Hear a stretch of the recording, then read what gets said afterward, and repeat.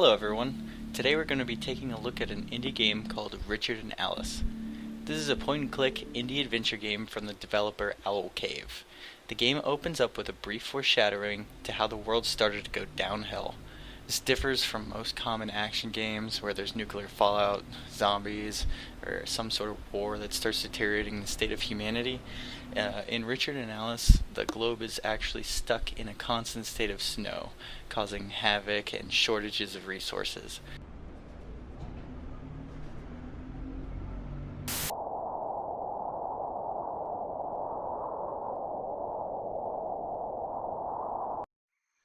We meet with Richard in a very fancy jail cell, which are going to be future shelters for people who can actually afford them. The prisoners are the test subjects to ensure the shelter's safety. Richard is initially watching television, and not far after, Alice is introduced in the jail cell across from him. Gameplay contains majority dialogue with dashes of puzzles and minor adventuring, so if you do not like dialogue-heavy games, then steer far away from this title. However, if you like story-driven games and enjoy immersing yourself into the shoes of the character, then this actually is going to be a great title for you. The controls are literally just point and click, nothing complex and no keyboard usage. The character's walking speeds, however, can be a bit frustrating at times when you aren't in the right area to solve a puzzle. Fortunately, Alice looks a little bit like Skrillex, so at least you'll have something to chuckle about.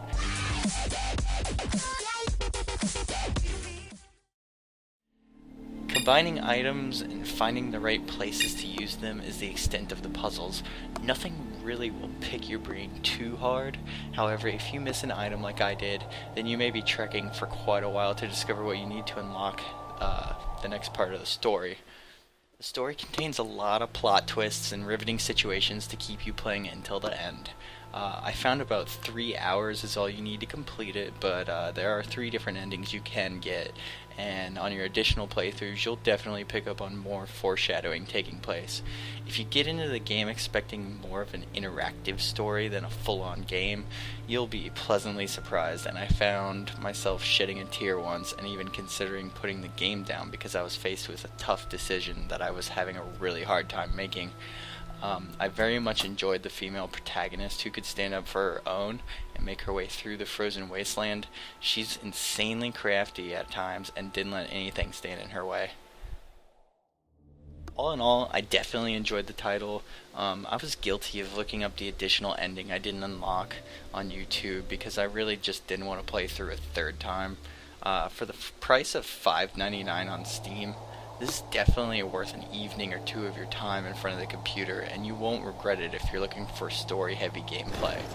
I give this title an 8 out of 10 as it made me feel a range of emotions, and I was riveted from beginning to end. I had to take off some points because a lot of the time was spent walking when the character should have obviously been in much more of a hurry. It made parts of the game feel quite sluggish. Let us know what you thought of this game or video in the comments, like and subscribe, and I'll see you next time on College Budget Gaming.